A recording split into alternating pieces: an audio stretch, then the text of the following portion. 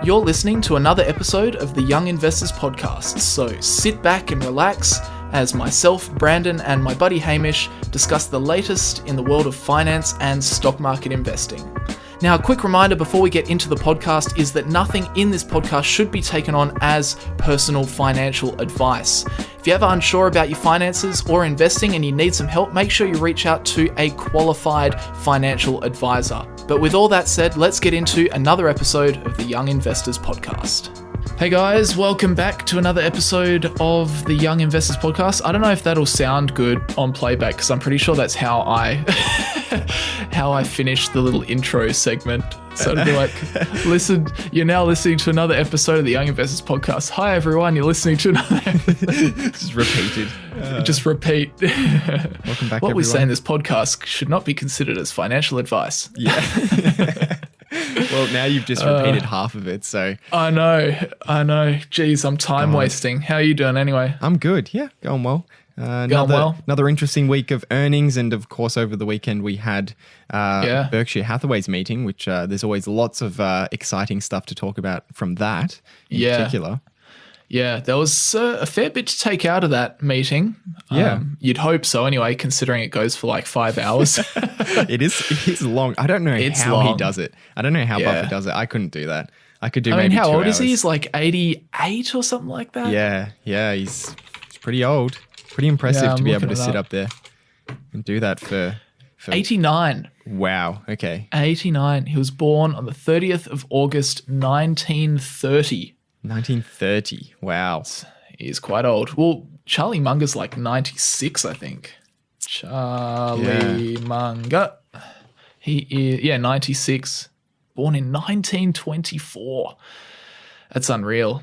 But yeah, they do a great job still, despite their age of, sitting down 6 hours and their voice boxes hold up.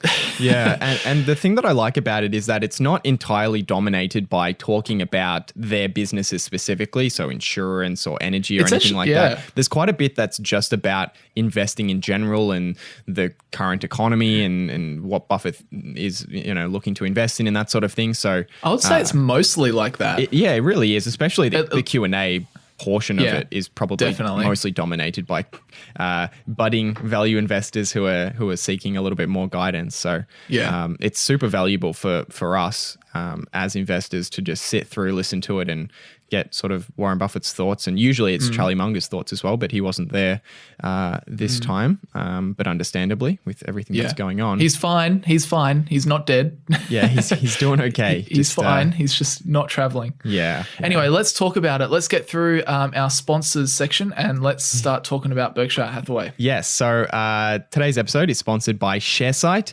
So Sharesight is an application that I've personally been using since I started investing a few years ago. And basically I use it in order to track the performance of my stock portfolio. And it'll allow you to keep track of all of the different kinds of gains or losses that you would expect as an investor. So you have capital gains, dividends that come in. If you have dividend reinvestment plans, then it will do all of those calculations for you. So that's super helpful for figuring out the return that you've generated on dividends that have been reinvested. Currency gains if you are buying shares internationally or you just hold foreign currencies. That's been a particularly big one recently, especially between the US and Australian dollar, just because there's been such a dramatic shift. So that has impacted your returns, whichever side of that you're on. And then really the main reason why I use it is for when it comes to tax time. So Sharesight will allow you to generate up to 10 different reports. So capital gains, unrealized gains, realized gains, dividend income, and more. And that will basically easily allow you to either do your tax yourself, which it can be a huge cost saving, or to easily hand that off to your tax accountant to make their life a little bit easier as well and to speed up the process, which would also save you money. And essentially, you can try Sharesight for free by heading over to sharesight.com/young investors. and that is Sight, spelt SIGHT. And if you use that link, you can also get a whopping 4 months free when you sign up for a yearly subscription. So typically when you sign up for a yearly subscription, you can get 3 months free at the moment. But if you use our special link just for you guys, just for the young investors out there, you can get 4 months free, which is 25% off. So huge saving available at the moment if you're interested in getting that, particularly as we get closer towards tax time in Australia. Nice. Isn't it 33% off? 4, 8, 12. You're right. It is 33%. Yeah, oh my goodness. Yeah. That's not a good way. It's not a good way to start a finance podcast. It's all good. It's early, okay, guys? It's not even really early We're either. leaving that in. I love it. But yeah, that's good. So we used to get 3 months off with that link, and now it's 4, right? We used to get 2 months off. 2 months. So it's double. Yeah. The deal is twice as good now. Anyway. Yeah. Unbelievable. But yeah, thanks always Sharesight for sponsoring. Check it out. We've actually had a couple of people checking it out with the link. So we hope that it really helps you guys out, because it's definitely a good program for investors to use. Most definitely, yeah. All right, let's move on. Let's get into Buffett. So Berkshire Annual Meeting 2020. Yeah, it was a little bit weird. I found it interesting that they still had that massive hall booked, but there was just no one in it. Yeah, why did they do that? I don't know, because they said that they're in a place which holds 18,000 people. Which is ridiculous. Like, why would you? Maybe they had already committed to it or something. Oh, that's probably what it is, right? Yeah. It seemed bizarre to have a capacity of 18,000 and it had like 3 people. It had Warren, Greg, and the cameraman. Yeah, did you see when it panned out? And it's just this huge it looked empty bizarre auditorium kind of setup. It was bizarre. It looked bizarre. And yeah, it was so sad that Charlie Munger wasn't there. But then again, when I think about it, Charlie typically doesn't add too much anyway. I mean, he does add to the conversation in his own way, but he's classic for just one-liners. Like, he'll never go on like Warren Buffett and talk for like 10 minutes at a time. Yeah. Charlie will just be like, yeah, I think that's a good idea. Full stop. Next question. Yeah, I mean, because the answers that Buffett and Munger give, the direct answer is blunt, but Buffett kind of tries to spice it up a little bit so that he's not sounding overly, I guess, just blunt towards the question. He tries to teach the thought process behind it. Yeah, and Munger just comes in and just says no. Yeah, yes or no. Yeah. So are you worried about the current environment for real estate businesses? No. Yeah. Yeah. I think one of the questions was last time was, so are you considering any of the new IPOs? And I think Munger said, I think in our history, I don't think we've ever bought an IPO. That was it. That was like all he said. Very good. Yeah. But yeah, so it's kind of like 3 different parts to the meeting. Right. Buffett spent about an hour or so, more or less just giving like a presentation, I suppose. Maybe it was to reinsure investors a little bit, because the whole point of that first section, he was basically giving a US stock market history lesson throughout his whole life. And the overarching point that he wanted to make is that people should not bet against America in the long term. Which is interesting. So he kind of talked through how there've been great times in the markets, but there have been many bad times, and he had a particular focus on the Great Depression during the 1930s, and he kind of, his message was kind of like, there are periods of time where big things happen and times are not good. We're in a much better position nowadays to handle those sort of events going forward than like the conditions that they had to endure back at the Great Depression. Like, we've got so many laws, rules, regulations that help us out now, which makes it unlikely to be that bad again. But yeah, his overarching message was, you bet on America, you stay long-term focused, like long-term as in decades and decades and decades, and eventually you come out on top. Yeah, and I mean, there has been some horrific events that have shaken the world, not just America, but the world, many, many times if you just look over the past 100 years, for example. But still, all through that time, the market on average continues to go up. Businesses become more productive. There's innovation. Products and services get cheaper. People spend more on products and services. The overall living standard of people improves.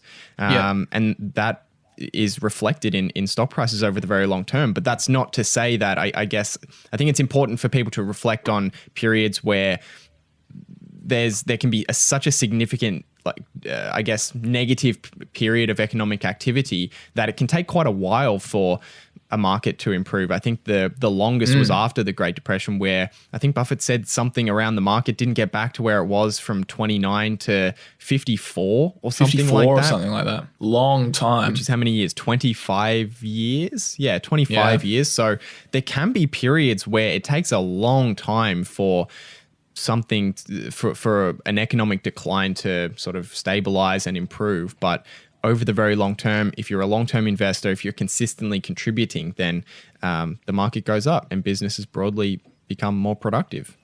Yeah, that's it. And that was kind of his overarching message, which was kind of good, maybe gave us a little bit more, optimism for the long term as long-term shareholders. But then he kind of went into section 2 of the meeting, and this is where he gave an update as to Berkshire Hathaway's business. And even if you don't follow Berkshire Hathaway at all, there are some interesting things in here which kind of show you what Warren Buffett thinks or what he's doing.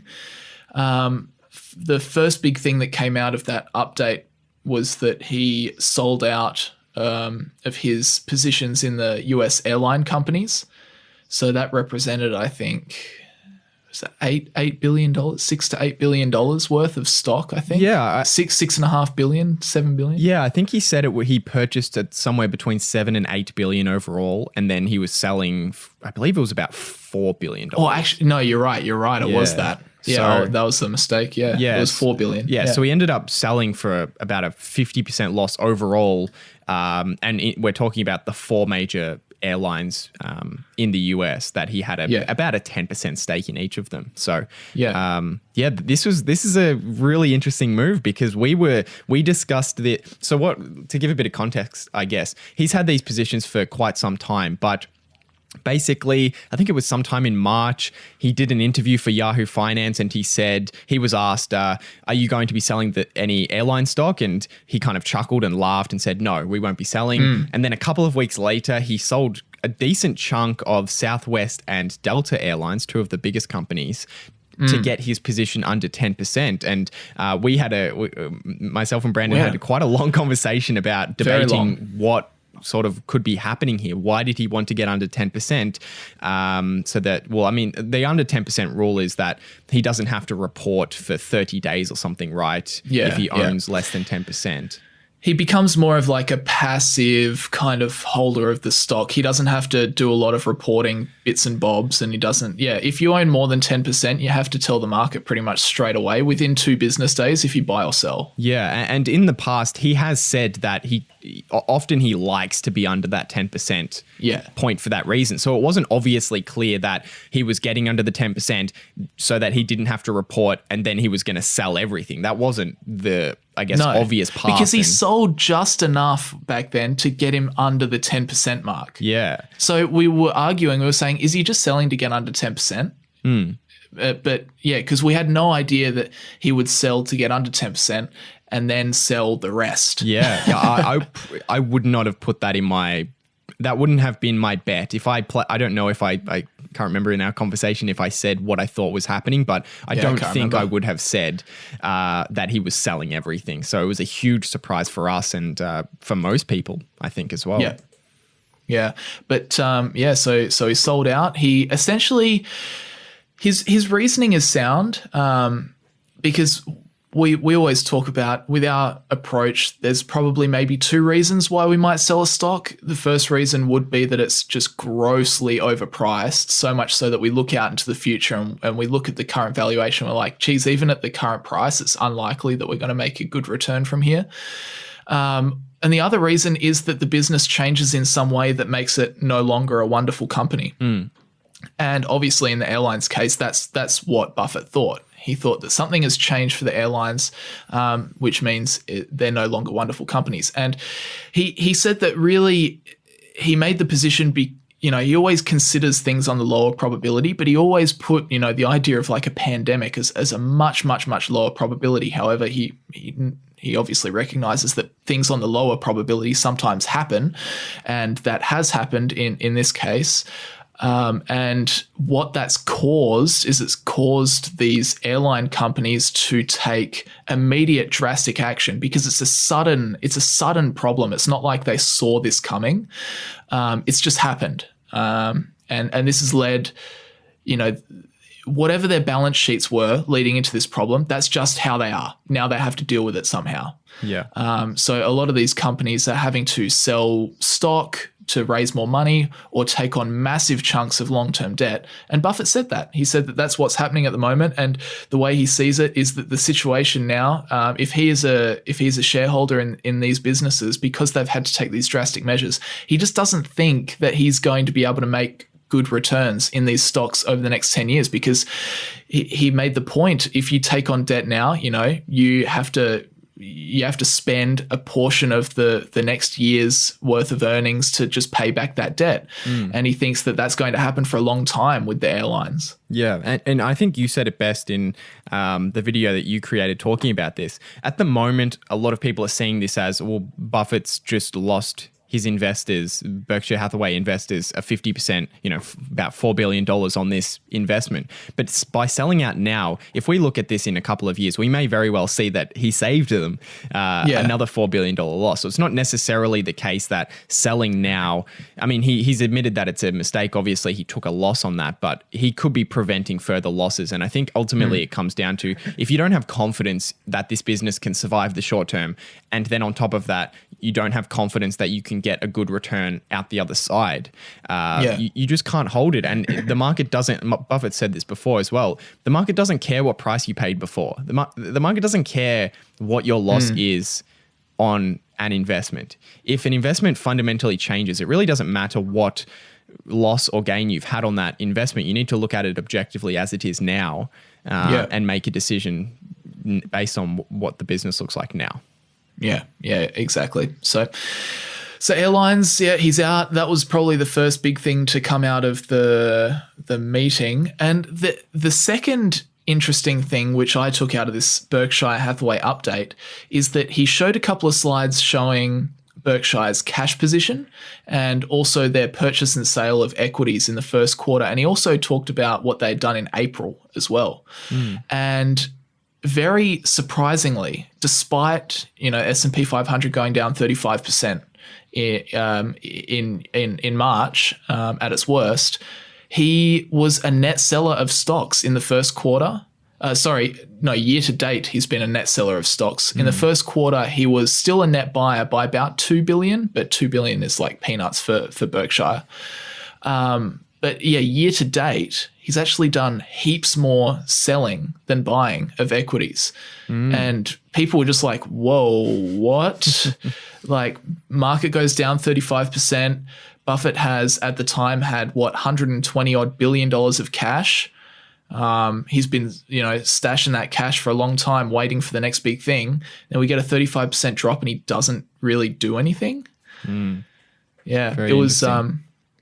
it was confusing. I think you kind of read between the lines, and the way that Buffett explained it in this update is that he actually believes that Berkshire, in a worst case scenario, could need most of the $135 billion of cash. He does admit that they don't need all of it. And he did say with complete confidence that if someone came to him tomorrow with a 10, 20, 30, $40 billion opportunity, then he could still pursue that. But when he looks at the cash position, he doesn't think it's actually that much based on what he considers an improbable worst case scenario for Berkshire. Right. That, to me, I know that he says, it's improbable, but we want to be protected. I kind of read between the lines a little bit there. And the thing I take away from that is Buffett does not think that we are through this issue. Yeah. Yeah, I don't know. What do you think? Do you agree, or do you just think he's just being ultra cautious? Yeah, I mean, I'm not sure. I think he's certainly being more cautious. He's been more cautious as the company has grown in size, and because there's so many people who have their life savings invested in Berkshire, and particularly if you hold the Class A shares, which are like 300,000 a share or something like that. A lot of people just have held this investment for such a long time.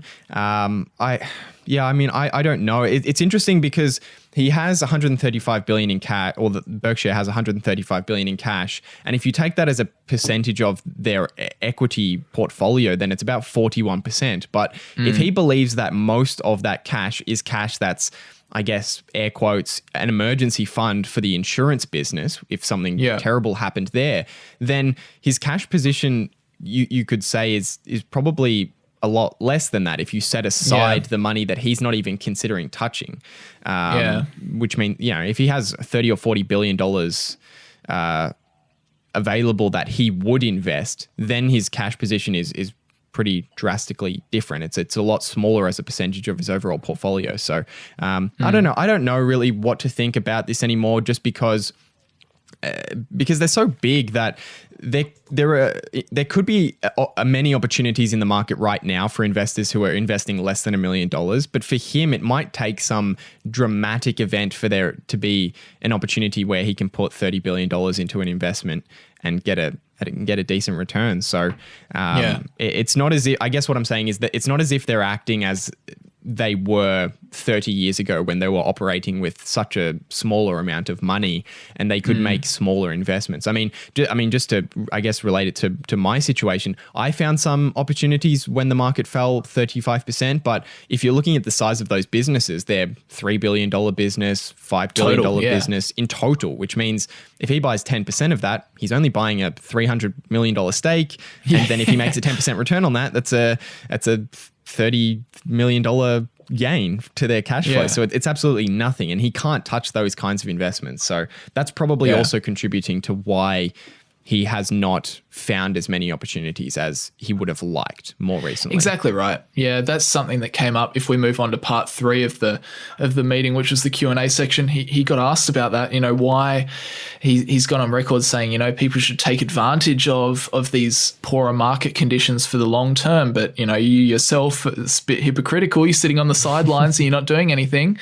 And he said that a fair amount of that reason is because, quite simply, Berkshire hasn't had good enough opportunities present themselves yet. Because as he described, he was quite happy with what the Federal Reserve did in March.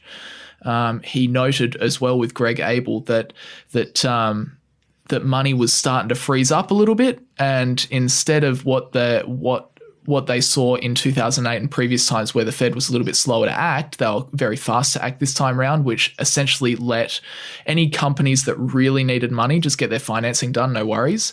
And he said that that's a big part of, that Greg Abel actually said they were starting to get calls from some businesses as money started to be harder to come by, but nothing was big enough, or there was no opportunity that was big enough for Berkshire to take advantage of. And then very soon after that, these companies got the chance to get their hands on more money at rates in which Buffett was, Buffett couldn't accept, or Buffett couldn't beat or didn't want to beat. Yeah, and I mean, at this point, Berkshire Hathaway and Buffett, they're playing a completely different game to the average investor. I mean, they're basically waiting for these huge companies that have to really be $100 billion in size overall for the whole company or something like that. They're waiting for these companies to struggle so that they can provide funding. But that's not what we're playing. We're not sitting around waiting for calls to come in for companies who are struggling. I've got Tim Cook on the line. What do you need, Tim? He needs my. What's that? He needs my $100,000. You need $30 billion. I've got 100,000 for you. What do you say? Yeah. Oh, I've got 10K in a savings account. I could give that to you, mate. So yeah, I mean, I still obviously follow his principles that he's been using throughout his life, but I feel more and more strongly that the game he's playing now is radically different to the point where you can't be a person where if Buffett's not buying, you're also not buying, because there could very well be opportunities in smaller businesses that follow the Warren Buffett principles that, you know, Warren Buffett's not investing because he's too big, but as an individual investor following the principles, you could still find those investments. So that's kind of my view on this situation. Yeah. No, I agree. And that kind of wraps up the main points. We could talk about this for hours and hours, but we want to keep the show moving there. That really the main points on the Berkshire Hathaway annual meeting. But it's available. Anyone can go listen to it. It's on the Yahoo Finance YouTube channel. So just head over there and it'll be one of the first videos you see. It goes for about 5 hours, which is quite a long time, but should be easy to find. Just hit their uploads and scroll through. You'll find it pretty easily. But yeah, it's good if you got the time, or maybe devote an hour a day over the next week. Maybe just listen to an hour a day. It was pretty good. Pretty good stuff to listen to. Definitely. All right. Few earnings to get through. Yeah. So do you want to take us through Texas Roadhouse? This is one you follow quite closely. Yes. How many Texas road lanes did they put in?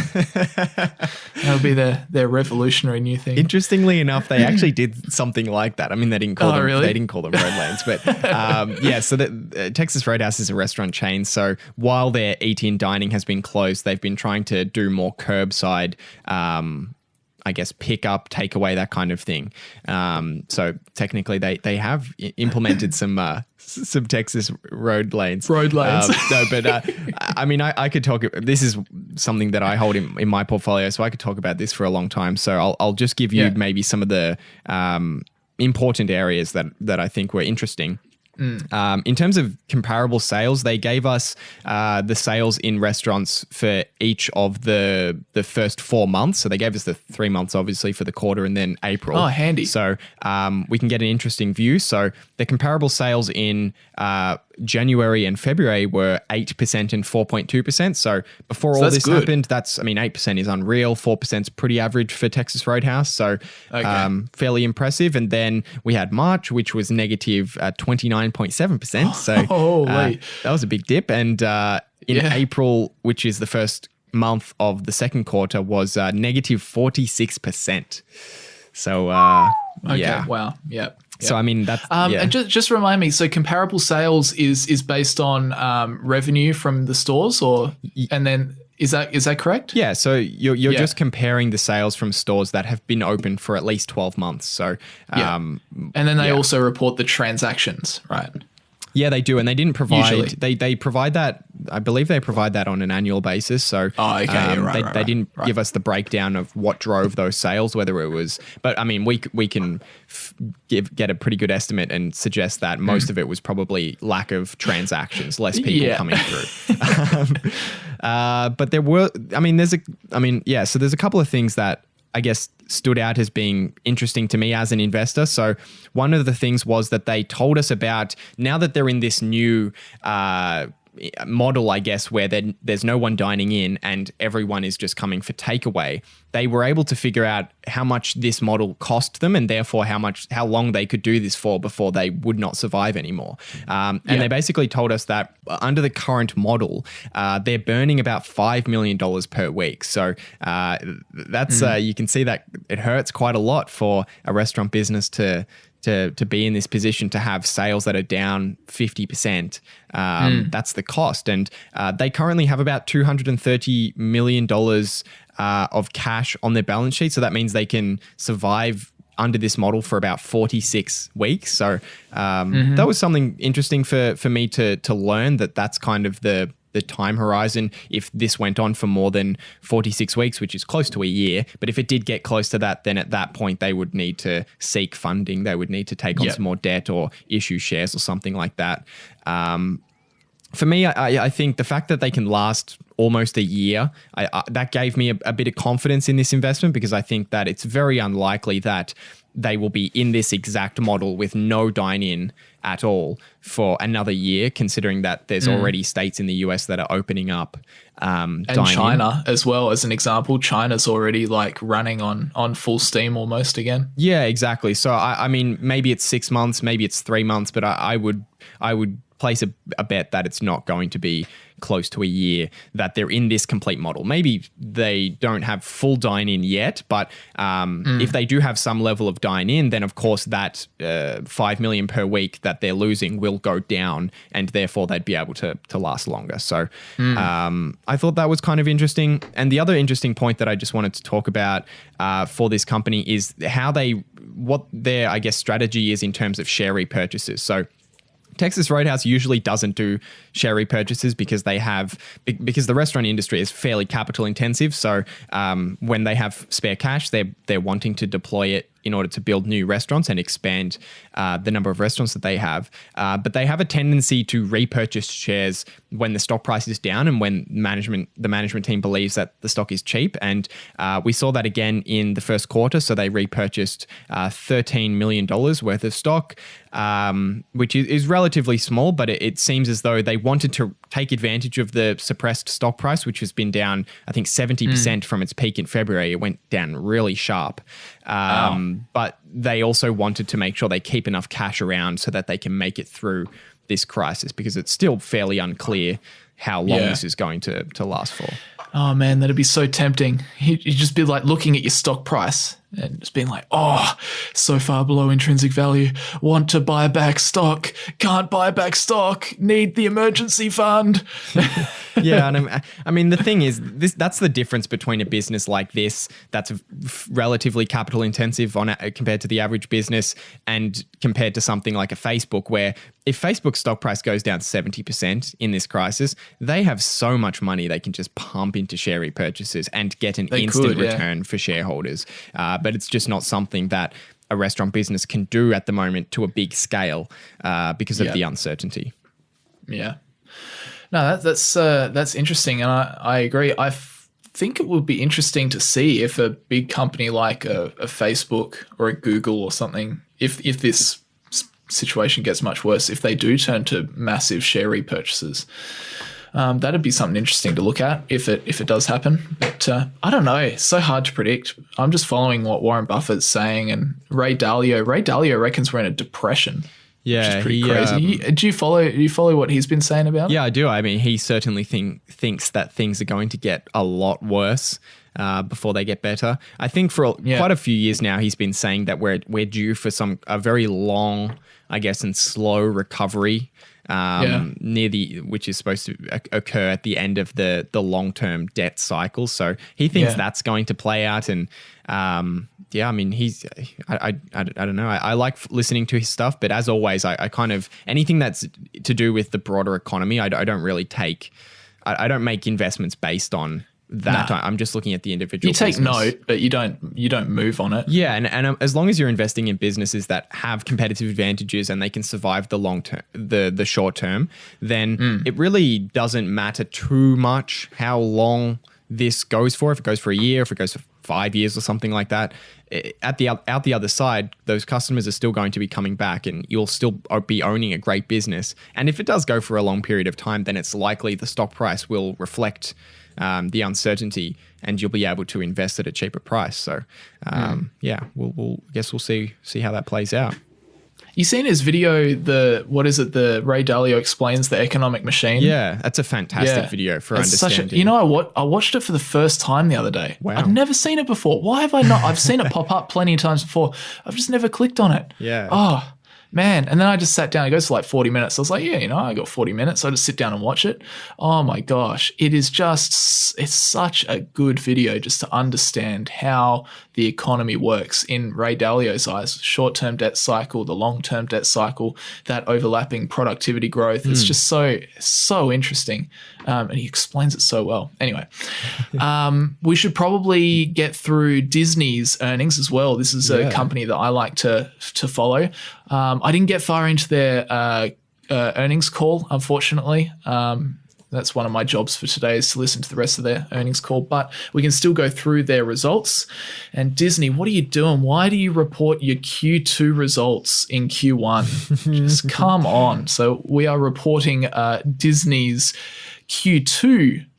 Can you even call it Q2 2020? Because that's so misleading. Yeah, it bothers me a lot when they do that. Anyway, their Q2 results for the quarter ended at the end of March. So interesting business, 4 parts to Disney's business. Of course, they've got their media networks, they've got their parks, then they've got their movies, their studio entertainment, and then they've got their streaming services, their direct to consumer. So let's start at the top. Their revenue for the quarter came in at $18 billion, which is pretty good because in Q1, it was at $20.9 billion. So it's not a big reduction. And if you compare it to Q2 last year, they only had $14.9 billion of revenue. So Q2 this year for Disney really wasn't that bad. I was surprised. I thought it might have been worse, but it wasn't. Yeah. But I guess it's like all these businesses. I guess Q2, far out. It's so confusing. Q3 for Disney will be the one where it might be very bad. But yeah. So if we have a look through through the revenue for their 4 different business segments, this is year-over-year data, by the way. So media networks went up 28%, which is good. Parks, experiences, and products went down 10%. Studio entertainment up 18%. Direct to consumer up a lot, well over 100%. It went from 1.1 billion to 4.1 billion, which is amazing in terms of revenue anyway. But then if you drop it down and you look at their segment operating income, so once you take revenue into account, but you also account for all of those operating expenses, then media networks grew 7% year over year. Parks, experiences, and products went down by 58%. So you can see the effect of having so many fixed costs and expenses related to operating theme parks. Really capital intensive business. It only takes we're looking at a 10% drop in revenue, and there might have been other expenses in there, but you can see it led to a significant decline in operating income. So that's what you can expect with capital intensive businesses. Yeah, exactly. And the fact that they've had to halt all of their movie production and that sort of stuff means that studio entertainment, their operating income has gone down 8% year over year. Direct to consumer, if I can speak correctly, the losses really piled up. They had an operating loss of $800 million versus $385 million at the same time last year. And overall, their operating income, total segment operating income, went down by 37% year over year. So, pretty crazy. They note, so a little bit of detail on these results. Disney, they as well are also experiencing the lower ad revenue, like what we're talking about with like Facebook and Google in the media network side of their business. For their parks side of their business, the quote here from their report was, as a result of COVID-19, we closed our domestic parks and resorts cruise line business and Disneyland Paris in mid-March, while our Asia parks and resorts were closed earlier in the quarter. As a result, volumes were negatively impacted in the quarter. We estimate the total impact of COVID-19 on segment operating income in the quarter was approximately $1 billion. Which is interesting. So obviously they have to shut their parks and they start copping huge operating losses from it. But before that, prior to the shutdown, their parks were looking pretty good. Right. And then, of course, direct to consumer, really interesting that they note that the increase in operating loss was due to the continued kind of launch around the world of Disney Plus and the consolidation of Hulu. But yeah, really interesting. We saw similar to what Netflix had, is Disney Plus had a huge bump in their subscribers with the shutdown and everyone kind of staying at home. So they've now got over 50 million subscribers. So that just continues to gain more and more traction. And one thing I found interesting was that they generate $5.63 of average monthly revenue per subscriber. And that's really for Disney low. Plus. Yeah, it is quite low. And that just got me thinking, what if Disney Plus becomes Netflix? So they currently, with those numbers, they probably generate $281 million per month in revenue from Disney Plus. And if they had 180 million subscribers, which is what Netflix has, then they do over $1 billion a month in Disney Plus revenue. How crazy would that be? Yeah, and it would not be a shock to consumers, I think, if that average monthly revenue over, let's say, the next 5 or 10 years went to $10. That for it to double would not, that wouldn't be outrageous. That would probably, because we got to remember at the moment they're just trying to undercut Netflix. Yeah. When they first launch, they just want to undercut and get more market share. That's their plan right now. Is market share. After they establish that, then there's no reason why, if their content is fantastic, they can't slowly increase prices. Yeah, and I mean, considering something like the 500 million people in India that just came onto the internet in the past 5 years, with that as a tailwind for these kinds of businesses, I think there's a very good chance they get to Netflix's size now in 10 years' time, for example, and then double the cost of the subscription, and you're at $2 million a month, which is billion dollars per month, which is $24 billion in revenue, which is probably mostly profit once you because it's eventually, not at the moment, but eventually. So it's going to be a huge business, I think, for Disney. That's it. That's kind of the good thing about content creation, I suppose, is that once you've made it, you've made it. I mean, they're still making money off of the original animated Cinderella, and that was Cinderella released. When was it? Jeez, I don't even know. I'm trying to find. 1950. Whoa. 1950. So that's the advantage of being in content creation. Like, if you make a good movie, that'll find its place, and people always come back to it over time. Yeah, definitely. Anyway, I wanted to keep going. So Disney Plus has over 50 million subscribers now. ESPN Plus has 8 million, and Hulu now has 32 million subscribers, which is pretty impressive, I reckon. If we come down to their net income, for the quarter, their net income was only $460 million, and that's compared to Q2 last year of $5.4 billion. Right. So, net income took a bit of a hit, except if you flick over to the cash flow statement, you look at their operating cash flow. Q2, this quarter that they've just posted, $3.157 billion, and last year was $3.915 billion, so about the same in operating cash flow. They've had usual levels of capex in the quarter, $1.2 billion. They still had positive free cash flow for the quarter, $1.9 billion. So, I don't think they're being too heavily impacted. Obviously, it sucks having all your parks closed because that's just going to eat money for a while. But in terms of if you're looking at the business overall, it's not too bad. It could be. It's not the way. I guess the way I'd say it is, it's certainly not as bad as what we've been seeing out of some companies throughout this last quarter. Yeah, definitely. I think. I mean, in this quarter at least, they seem to have held up quite well. Whether that remains the same story next quarter, I guess we'll see. But I mean, nothing too shocking for me. I mean, at this point, it's not shocking to see income down 30%. It's not. That's not anything that's particularly unusual. It's almost expected now. Yeah, exactly. Yeah.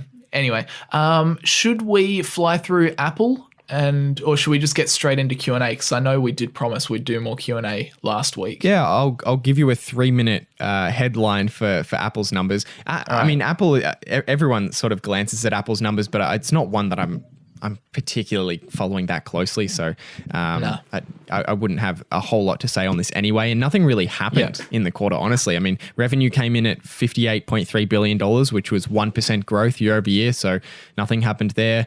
Earnings per share came in at $2.55, which was up 4% year over year. So again, nothing too much. Interestingly enough, I guess net income was a decrease. It declined year over year, but because they continued to do their huge amounts of share repurchases, they were able to increase earnings on a per share basis. So Apple again is one of these weird companies that does their second quarter in the first 3 months of the year. So we have their half yearly numbers at this point, which is strange. But for the first half of the 2020 year, which is the last 6 months, they've done $40 billion worth of repurchases, which compared to $32 billion in the same period in 2019. So they've upped their share repurchases, but I mean, more or less, Apple at this point they have a ton of cash available, so they're obviously looking for opportunities. They have $93 billion in cash and short-term investments and another $100 billion in long-term investments, but they have limited growth at the moment, which means that they're just pretty much distributing the majority of their earnings out to shareholders in the forms of mostly in share repurchases, but also in dividends as well. Yeah, pretty much. I mean, it's just a classic sign of a company that hasn't really got anything to do with all their money. Yeah. I mean, they've committed to massive share repurchases basically regardless of the stock price. Yeah. And I mean, that's what through the last couple of years, they've just been piling money into repurchases. Yeah. And that's what you want if Apple doesn't have the internal opportunities, because you want a great company, if they can't invest it at 15% or more, to kick it back to you so that you can find another investment to put that money into. So it's certainly not a bad thing that Apple has been doing, but the fact that they have so much cash around tells me that they are still hoping that some investment opportunity props up, maybe a new industry to move into or a new product to launch, so that they can put that cash to use and return to the growth that we've seen from Apple for the best part of the last 30 years or so. Yeah. Yeah, fair enough. Someone mentioned that we should talk about Qualcomm in relation to Apple. Did you see anything there? Yeah, so I don't quite follow Apple close enough to directly make that the link. Yeah, I don't follow them closely enough as well. And I mean, I read a couple of articles before this to try and get a basic understanding, but my understanding is very limited. Okay. But essentially, there's been an ongoing dispute back and forth between Apple and Qualcomm, Qualcomm being the company that supplied Apple with their chips for a very long time. And basically, it's all related to the amount that Apple had to pay in royalties to use the Qualcomm chips in their phones, and Apple sued them for unfair licensing, and then Qualcomm sued Apple for unpaid royalties, and it kind of went back and forth. And the speculation at the moment is that Apple has been eager to get into 5G for their phones, but they weren't able to do it with their other supplier, which was Intel, which is why they've now settled this dispute with Qualcomm for about $4.5 to $4.7 billion. The speculation is that they're trying to mend their relationship a bit better so that Apple can finally put 5G in their phones, because they're lagging behind a little bit in that space. Samsung already has 5G in their phones. There's a number of other phones as well that are already 5G enabled. Yeah. So, yeah. Right. Okay. That makes more sense. Yeah, I had no idea what that was about. So thanks for filling me in there. All right. So that will do us for the news topics of the week. Let's stroll on into some Q&A. Yeah, we've kind of neglected Q&A a little bit recently, so this will be good. It's just been such a busy, because we don't like to go much longer than an hour, just out of respect for people's time. And there's just been so much to talk about. Yeah, that Q&A has just been on the back burner, unfortunately. But here we go. Yes. All right. Do you want me to pose one to you? Sure, go for it. All right. Should we do this first one? We'll do this first one. Yeah, go for it. Yeah. All right. This is a long question. It's a long one. All right. So the question is, I'm sometimes torn between a moat and the size of a company. So obviously there are plenty of large companies that will meet all of our criteria as far as growth, return on investment, return on equity, wonderful balance sheet, management moat, etc. But the issue is that every great investor such as Peter Lynch, Warren Buffett, Charlie Munger all say that the real money can be made in smaller businesses due to their size and growth opportunity, meaning it's easier to double $10 than it is to double $1,000. With that said, I can screen for and find several businesses that are smaller, but I struggle to find an obvious moat. Sure, their numbers are great, which proves that they have an advantage, but the moat isn't clear due to the ease of larger companies coming into the space to compete. Would love to hear your thoughts on this. Thanks.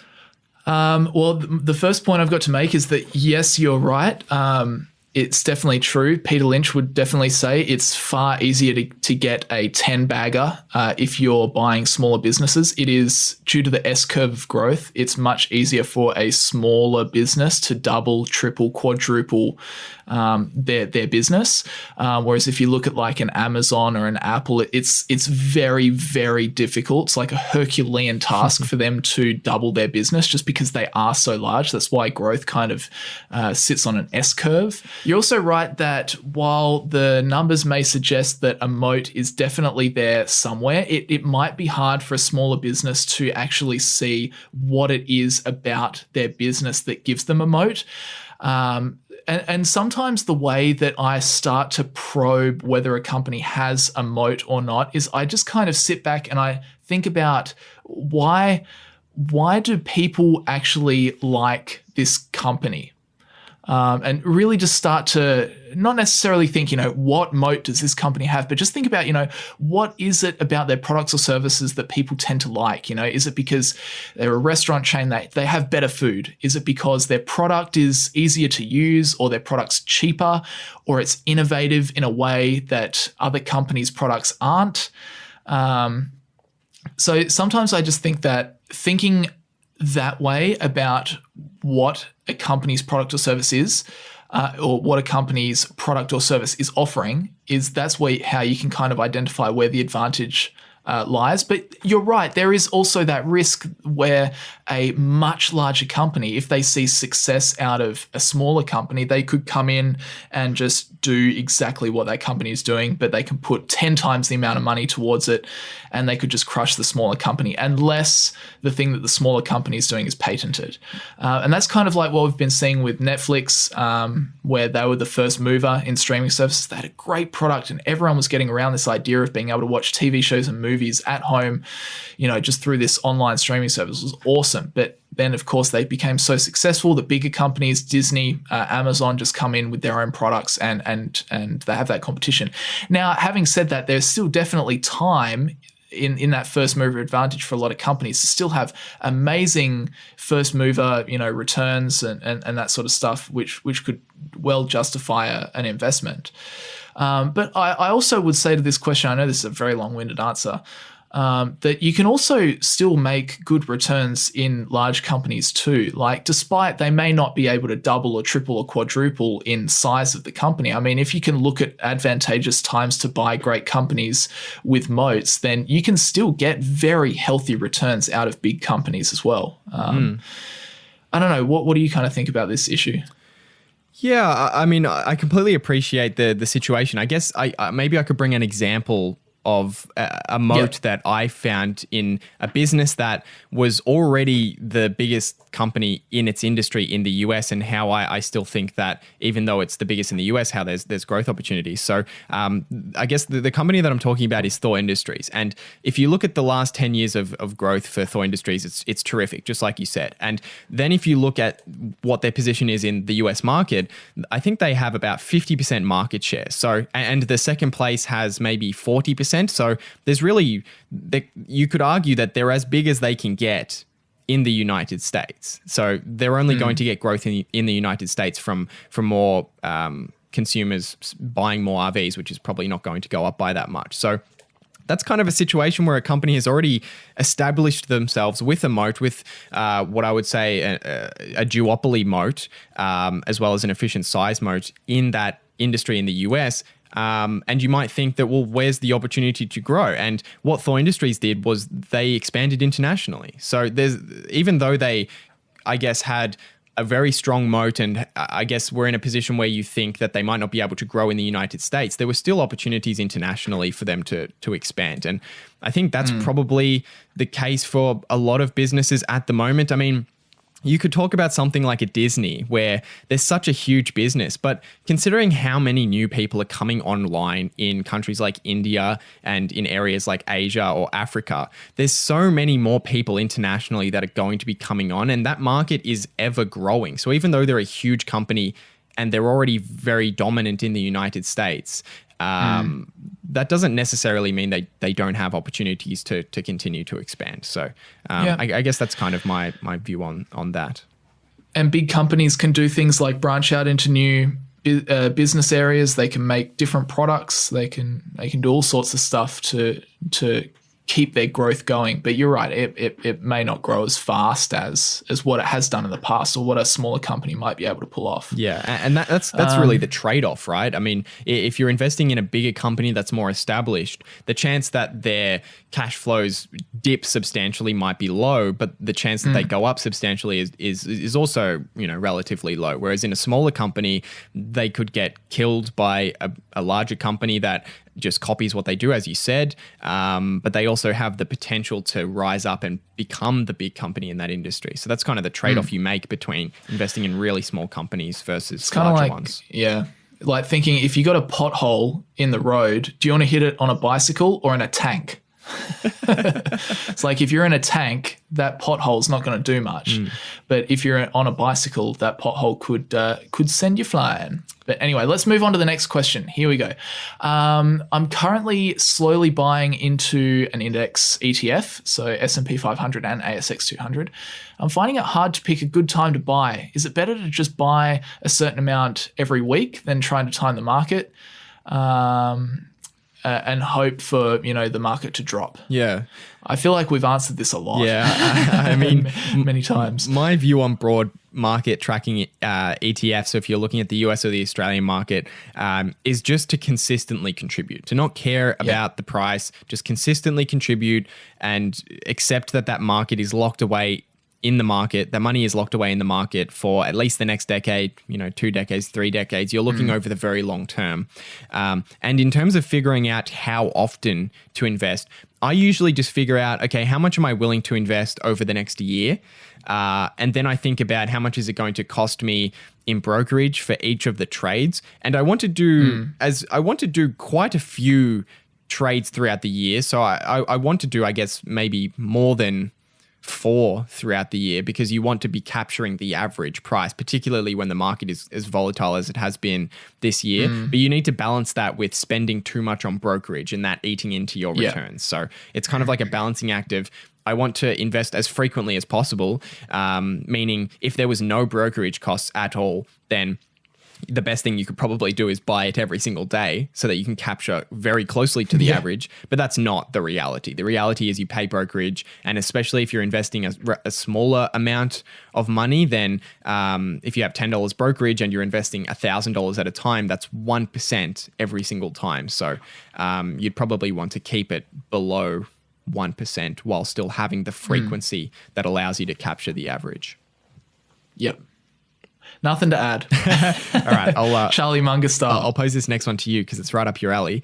Oh God, love the content. What are your thoughts on Elon's Twitter comment regarding the price of Tesla shares? Oh, Elon, what are you doing? What are you doing? He's been a bit cuckoo lately. He's yeah, he has. I mean, if I had Elon in front of me right now, so for context, first of all, during the week he said something like, "I think the Tesla stock price is too high in my opinion," and that sent the Tesla stock price down by 10%. It's like, come on, Elon, why would you say something like that? I mean, your shareholders are your friends. I mean, you're just giving them a big slap in the face by saying stuff like that. And you're going to say? No, I was just going to say, and didn't Tesla issue shares for a higher stock price than it is currently? Or no? I don't know. I'm pretty sure it was in the 700s, right? That they issued? Yeah, probably. So he's basically admitting that he issued shares to new shareholders at a price that was too high. Anyway, no, continue on. But the thing that I would just say to Elon is, I'd say, Elon, look, you're a person. You have a private Twitter account, and that's fine. Well, it's public, obviously, but I mean, it's not Elon Musk, Tesla CEO. Yeah. It's just Elon Musk. And it's perfectly okay for you to have fun on Twitter, like the rest of us do, and post whatever you want to post, as long as you don't start breaking rules. Okay, that's the step number 1. Okay, the only time you have gotten in serious trouble about tweeting is when you started tweeting about things that could influence Tesla's stock price. What have you just done? You've just tweeted about something that could influence Tesla's stock price. Maybe that's illegal, maybe it's not, okay? I don't know. But just don't do it. Just don't do it. if your tweet is going to involve something to do with Tesla stock, stop and delete the tweet. Then post something else. Post something about how much you love anime. Post something about how big your rocket is. Post something. Like, I don't get just if it says Tesla shares or Tesla stock, don't post the tweet. Yeah, he'll never learn. There'll definitely be something else. There's going to be something else that he'll say that'll get him in trouble and get Tesla in trouble. I know it's going to happen. I know, and half the reason is he just wants to poke at the SEC. He just hates the SEC so much. He just wants to poke at them. Yeah. Hey guys, am I still annoying you? It's like, either just stop it. Oh dear. Anyway, question. Next question. Here we go. Should we finish? How much time we got? Oh, we still got a little bit. Okay. Next question I will ask is, what one should I do? I'll do this one. Yeah, do this one. Yeah. All right, sure. What is your opinion on gold ETFs? For example, JNUG. I realize that it is a leveraged fund. However, in the current market with currencies decreasing and gold increasing, would it make sense to take advantage of the situation and make a short-term trade? Yeah. I guess I have two things to say in terms of gold.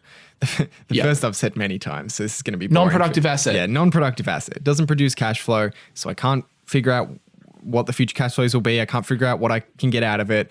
So on that basis, I don't go anywhere near gold. So that's my opinion on that. The other thing to say about gold is that the long-term return, I mean, there are periods where gold has done relatively well. I mean, I guess in the same way that having cash when the market is going down has done better, than the market. Yeah. But if you're looking over the very long term, gold has not done well at all. It's been down there with cash in terms of one of the worst things to hold. So, and that's where I come from as an investor. I'm thinking, first of all, I want to be able to estimate what I can get out of it. So that immediately eliminates gold. But the other thing is that looking over the very long term, which is how long I would be holding gold for, there's nothing to suggest that it goes up over time. So over a long time. To a substantial, I'm talking about 20, 30, 40 years.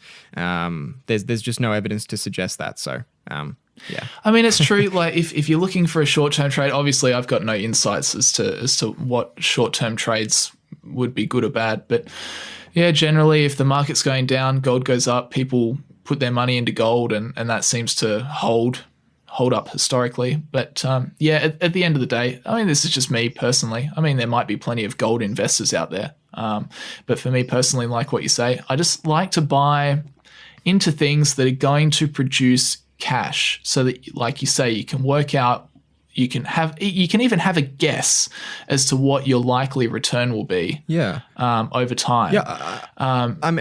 Think about owning an investment property. If you buy an investment property, it really doesn't matter what the price of that does because you can still rent it out and you can generate cash flow. And the same is for a business and the same is for other types of assets, but it's not the same for gold. Yeah. It's kind of like an example for me is that I've got a couple of Star Wars figures that are classed as collectibles, but I've got no idea what those figures could be worth in 40 years. Like a lot of Star Wars figures back in the day, you bought them, they don't do anything. They just sit on a shelf. You got to keep them, in the box and in good condition if you want to sell them later on for a profit. But some of those figures from back in the 70s, early 80s, they ended up, the figure back then cost $1 and now it's worth $50,000. But some of those figures, you bought them back in the day for $1 and now they're worth less than $1. They're just junk. No one wants them. So, and that's just because you can't predict something like that. You can't predict what it's going to be worth. It's going to be worth whatever someone is willing to pay for it in the future. Yeah. With a business, you can predict what that's going to be because obviously you can estimate what their growth in cash flow is going to be, blah, blah, blah. But a bar of gold in 1980 is still a bar of gold in 2020. Yeah. You know what? I will admit there is one asset that's a non-productive asset that I do want to purchase. And that's Elon Musk's What is it? Not a flamethrower. I want to buy one. That would be awesome. I want to buy one and not touch it, put it in a glass case and just leave it for 50 years. And I would put because even though it's not productive, I would put a big bet that people would be willing to pay I reckon, quite a lot more for that than I can get now. I mean, it's scarce. There's only 20,000 of them. that's valuable. And it's got, I can't imagine Elon Musk not being relevant in 20, 30, 40 years. I mean, even if the guy died tomorrow, he's going to have such a strong legacy.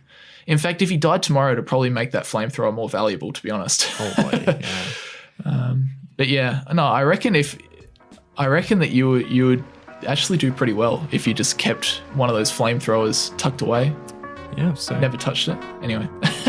But yeah, obviously that'll do us for earnings season. Of course, if there's, let us know what you think about us covering these companies. If you like us, covering companies and what they come out with as results, then let us know in the comments. Really, any feedback you've got on the podcast, just let us know over at the YouTube version of the podcast, which can be found on the Young Investors Podcast YouTube channel. And of course, if you've got a Q&A question that you want us to answer, or even a potential topic or bit of news that you'd like us to cover in the news section, then just let us know in the comments of that YouTube video. And we always check that every week. And as people that commented last week in our podcast have seen, that we've probably answered their questions. So yeah, make sure you go over and check that out on YouTube. Follow Hamish, of course, over on YouTube at Hamish Hodder. Follow me at Aussie Wealth Creation as always. And thanks very much for listening, and we'll see you guys next week. See you later, guys.